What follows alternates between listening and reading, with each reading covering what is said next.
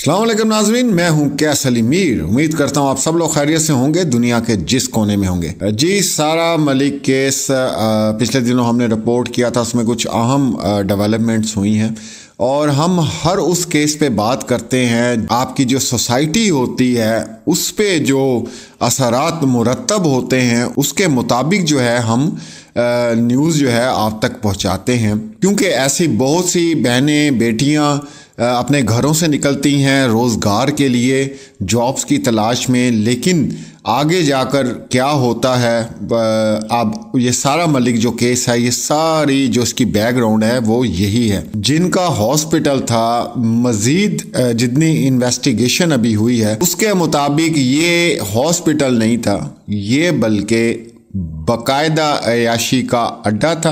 अब यहाँ से सीखने वाली क्या चीज़ें हैं उन बहनों के लिए, उन बेटियों के लिए, कि जब भी कोई ऐड आप देखते हैं तो बग़ैर किसी तस्दीक के वहाँ पहुँच ना जाया करें। इंटरव्यू देने के लिए देखा करें, थोड़ा सा मालूमात लिया करें उसके बारे में। और ये जो सारा केस है ये इसी के गिर्द जो है वो घूमता है। एक बच्ची है वो अपनी जॉब के लिए बाहर निकलती है और जनाब वहाँ पे जो डॉक्टर साहब बैठे हुए हैं वो बाकायदा जो है ये तमाम इंकशाफात किसने किए हैं? बिस्मा लड़की ने किए हैं, जो कि अब हिरासत में है। और जो भी तहकीकात की गई हैं उसके मुताबिक उसने जो बातें बताई हैं वो बहुत ही अजीबो गरीब बातें हैं। ये ग्रोह करता क्या है जी? ये ग्रोह ये करता है, इश्तिहार देता है कि हमें किसी फीमेल की ज़रूरत है, और ज़ाहिर सी बात है बच्चियां जो हैं वो जाती हैं और फिर इसके बाद इनके जो इंटरव्यूज़ होते हैं वो इंटरव्यूज़ ये क्वालिफ़िकेशन के हिसाब से इंटरव्यूज़ नहीं हैं, बल्कि लड़की कितनी खूबसूरत है, कितनी दुबली पतली है और किस तरह इससे जो है वो तमाम जिनसी ख्वाहिशात अपनी पूरी की जा सकती हैं, उसके मुताबिक जो है जनाब उनको जॉब दी जाती थी। फिर महीना 2 महीने कुछ भी करके, ज़ाहिर सी बात है बड़ी आसानी से, ख़ास तौर पे पाकिस्तानी लड़कियां, मतलब मोहब्बत की, मैंने पहले भी आप लोगों को कहा था कि हम लोगों को ऐसी ख़ारिश लगी हुई है बड़े सगीर में कि ये जो मोहब्बत है ना, इसने पता नहीं कितने घर तबाह और बर्बाद कर दिए हैं, वीरान कर दिए हैं। तो खैर आजकल तो फ्रेंडशिप को भी कोई इतनी मतलब वो नहीं मायूब नहीं समझा जाता, क्योंकि हम लोग बहुत ज़्यादा एजुकेटेड हो गए हैं ना, हम लोग बहुत ज़्यादा एजुकेटेड हो गए हैं। हमने जो दूसरे ममालिक हैं वहाँ से तालीम तो हासिल नहीं की, लेकिन हमने वहाँ का जो कल्चर था उसको अपनाने की बड़ी कोशिश की और उसके बाद उसके जो अंजाम हैं वो आप लोगों के सामने हैं। एनी हाउ जी, बिस्मा से जो तहकीकात हुई हैं उसने सारे इनके पोल खोल के रख दिए हैं और इन्होंने बताया कि ये कोई हॉस्पिटल नहीं, ये बाकायदा एक अयाशी का अड्डा बना हुआ है जहाँ पे हज़ारों लड़कियाँ जो हैं वो इस तरह बुलाई जाती है। ज़ाहिर बात है लड़कियाँ खामोश हो जाती हैं, किसी की वीडियोस बना के उन्हें जो है वो डराया धमकाया जाता है, और इसी तरह फ्रेंडशिप के नाम पे और दूसरी चीज़ें जो हैं वो सारी साल लेके चलते हैं और अपनी जिस्मानी जो भी इनकी हवस है वो ये पूरी करते थे। असल में ये स्टोरी कहाँ से स्टार्ट होती? स्टोरी यहाँ से स्टार्ट होती है कि इन्होंने जनाब वो सारा मलिक है उसके साथ भी कोई मोहब्बत का इस तरह का ड्रामा जो है वो किया, और जनाब तकरीबन 1 या 2 माह के बाद और कुछ अरसे के बाद जब ये क्लिनिक में लड़की दाखिल होती है सारा, तो ये जनाब बढ़ना हालत में देखती है डॉक्टर को और बिस्मा को, और ये शोर करती है, बोलती है और गुस्से से जो है वहाँ क्लिनिक से बाहर निकलती है। और इसके पीछे इसको ट्रेस करते हुए जो डॉक्टर है और ये बिस्मा है, ये लोग जाते हैं और बच्ची जो है वो जहाँ पे इस बच्ची का मर्डर हुआ है वहाँ पे जाती है और ये उसको ट्रेस करते हुए वहाँ पे जाते हैं। ज़ाहिर सी बात है थोड़ा बहुत समझाया होगा या जो कुछ भी हो जो है या नहीं है, या उसने कहा होगा मैं तुम्हारे पोल खोल दूंगी, तुम लोग यहाँ क्या कर रहे हो क्या नहीं है। तो बाकायदा उस लड़की को धक्का दिया गया है, पूरी प्लानिंग बनाई गई है और उस लड़की को मारा गया है ताकि इनके जो गुनाह हैं उन पे ये पर्दा डाल सकें। लेकिन जब अल्लाह की पकड़ आती है तो फिर कोई भी नहीं बचता। निहायत अफसोसनाक दुख की बात है, वो वालिदैन जो हैं कितनी तकलीफ़ और कर्ब से इस वक्त गुजर रहे होंगे, और पाकिस्तान के जो हालात हो चुके हैं रोज़गार के वो आप लोगों के सामने हैं, महंगाई आप लोगों के सामने है, लेकिन यहाँ के जो हुक्मरान हैं उनको किसी बात का कोई भी इल्म नहीं है। वो सिर्फ अपनी म्यूजिकल चेयर पे लगे हुए हैं कि हम कुर्सी पे बैठ जाएं, और फिर भर भर के लानते पूरे पाकिस्तान की जो है ना उन पे पड़ती हैं। और हैरत की बात ये, ऐसे लोगों को कुछ होता भी नहीं है और दिन ब दिन वो तरक्की करते हैं, दिन ब दिन उनके बैंक बैलेंस बढ़ते जाते हैं, उनको मतलब मज़ीद तरक्की जो है वो मिलती है। तो ये थोड़ी अवेयरनेस के हवाले से भी आप लोगों से मैं बात करता हूँ। जो भी बच्चियाँ, जो भी बहनें घरों से बाहर निकलती हैं, बराए मेहरबानी अल्लाह ताला का वादा है रिज्क देने का और उसने देना है। वो तो पत्थर के अंदर भी जो कीड़ा है वहाँ पे भी उसको रिज्क फराहम कर देता है। तो बराए मेहरबानी चंद पैसों के लिए या परेशानी की वजह से घरों से बाहर अगर आप लोग निकलते भी हैं, तो जब तक आप पूरी तहकीकात ना कर लें किसी भी इदारे की, तो वहाँ जाने की आपको कोई ज़रूरत नहीं है। और जितनी लड़कियाँ ये लोग बता रहे हैं, वो लाजमी सी बात है अपनी इज्जत की वजह से खामोश हो जाती हैं। वो क्या बोलें, कुछ भी नहीं बोल सकती, क्या कहेंगी। तो ये बच्ची जो है, इसने आवाज़ उठाई या उठाने की कोशिश की तो इसको खामोश जो है कर दिया गया।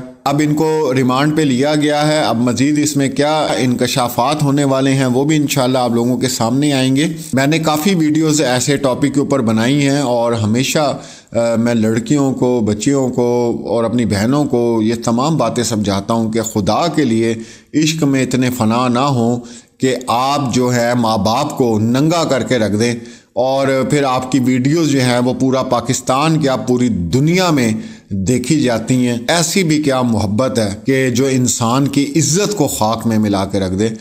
तो आप लोगों से गुजारिश है थोड़ा सा एहतियात करें, क्योंकि आजकल जो सोशल मीडिया पे गंद फैला हुआ है, तो ये गंद जो है ये बहुत बड़े एक तूफ़ान का पेश खैमा है। पाकिस्तान में आप रिजल्ट्स देख लें जो आ रहे हैं एजुकेशन के हवाले से, वो भी आप लोगों के सामने हैं। तो पूरी आवाम पागल है। टिकटॉक के पीछे, व्हाट्सएप के ऊपर अपना वक्त मत बर्बाद करें, अपनी ज़िंदगी को सीधे रास्ते पे डालें। खुदा का वास्ता, ये वक्त बहुत मुश्किल है और आगे जो वक्त आने वाला है इस वक्त पाकिस्तान में, वो आपकी सोच समझ से बाहर है कि यहाँ पे इतनी महंगाई, इतना कुछ होने वाला है कि आप सोच भी नहीं सकते हैं। तो होश के नाखून लें और अपने फ्यूचर को बनाने की कोशिश करें। इंशाल्लाह मज़ीद इसमें कोई अपडेट्स आती हैं तो ज़रूर आपके साथ मैं शेयर करूँगा। अपना और अपने प्यारों का ख्याल रखें। ये क्लिनिक में ये 2 साल से काम कर रही थी। जब हमने एक ये हॉस्पिटल, एनिमल हॉस्पिटल के ओनर को जब हमने गिरफ़्तार किया तो उसने बताया कि 2 साल से ये इस क्लिनिक में काम कर रही थी हॉस्पिटल में।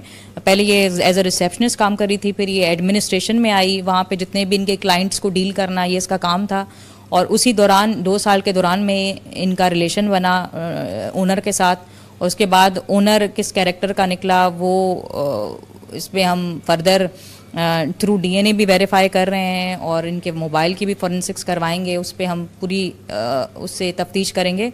और इनका जो है फर्दर जो तीसरा कैरेक्टर है बिस्मा नामी लड़की का, जो भी एफआईआर में नॉमिनेट है, उसको भी अरेस्ट करेंगे, जिससे और जो चीज़ें हैं वो फर्दर इंटेरोगेट होंगी और इन्वेस्टिगेशन को हेल्प मिलेगी। सारी केस की मिस्ट्री है कि एक 15 की कॉल कि ये लड़की पानी में गई, उसके बाद उसकी बॉडी मिलना, यही हम मिस्ट्री को सुलझाएंगे इंशाल्लाह। और जो इसके अंदर इन्वॉल्व लोग हैं वो कोशिश करेंगे कि हम टाइमली उनको अरेस्ट करें और इस केस की जो ये मिस्ट्री है इसको सॉल्व करें। देखिए मेडिकल रिपोर्ट क्योंकि अभी तक पेंडिंग है और कॉज ऑफ डेथ भी हम रिज़र्व है, तो फ़िलहाल यही फाइंडिंग है पुलिस सर्जन की भी कि बॉडी जो है वो 2 रात पुरानी नहीं बल्कि 2 से 3 घंटे या फ्रेश डेड बॉडी है।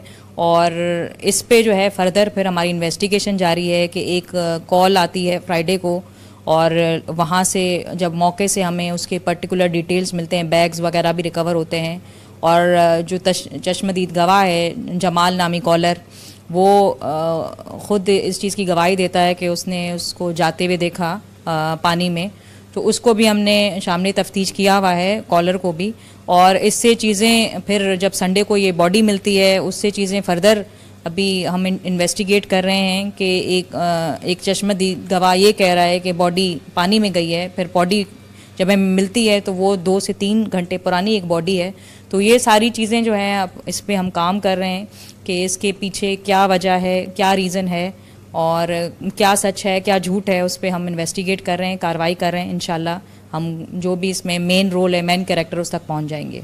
देखो, कोई ऐसा तो के निशान नहीं थे, लेकिन मुंह पे कुछ ऐसे मार्क्स थे जिससे ये कहा जा सकता है कि उसके मुंह पे कुछ ऐसे निशानात थे जिसको हम वो जुदा मार्क्स भी कह सकते हैं। तो उससे भी हम चीज़ें आगे लेकर आएंगे, लेकिन वो निशानात सिर्फ इसके मुंह पर ही थे। आँख, नाक, कुछ गाल का एरिया, इस मुंह के इन हिस्सों पे इसके कुछ ऐसे निशानात थे जिससे ये जाहिर होता है कि कुछ इसके इंजरी मार्क्स या एजॉल्ट मार्क्स जो हैं वो ब्रूस काइंड ऑफ वो हमें नज़र आए हैं। अब तक हमने 15 का जो कॉलर है जमाल, उसका बयान लिया है, उसको हमने अभी तक भी हमारी वो तफ्तीश में शामिल रखा है। और इसके साथ स्टाफ का बयान, जो रिसेप्शनिस्ट लेडी हैं आराधना, उसका हमने बयान लिया है। और मज़ीद जो हॉस्पिटल का स्टाफ है जो उस वक्त मौजूद था, उनके भी बयान ऑन रिकॉर्ड लेने की हम कर रहे हैं और प्रोसेस में है। लेकिन अब तक जो मेन हमने बयान लिए वो इन दोनों के लिए हैं। जी, वो ये कह रही है कि इसने डॉक्टर को और बिस्मा को जब साथ देखा तो उस वक्त ये परेशान हो गई और फिर वो रोते हुए हॉस्पिटल से इससे मुलाकात की, इसने उसको कंसोल किया, फिर ये हॉस्पिटल से निकली है। और निकलने के दौरान भी इसके साथ थी, इसको समझा रही थी, इसको काउंसिल कर रही थी, और उसके बाद वो चली गई। आगे कोई ऐसी इंफॉर्मेशन नहीं है, कोई ऐसी लीड नहीं है कि किसके साथ गई, किस तरह गई, तो इसको हम फर्दर वेरीफाई करवा रहे हैं। तो हमारी सारी केस की मिस्ट्री है कि एक 15 की कॉल कि ये लड़की पानी में गई, उसके बाद उसकी बॉडी मिलना, यही हम मिस्ट्री को सुलझाएंगे इंशाल्लाह। और जो इसके अंदर इन्वॉल्व लोग हैं वो कोशिश करेंगे कि हम टाइमली उनको अरेस्ट करें और इस केस की जो ये मिस्ट्री है इसको सॉल्व करें।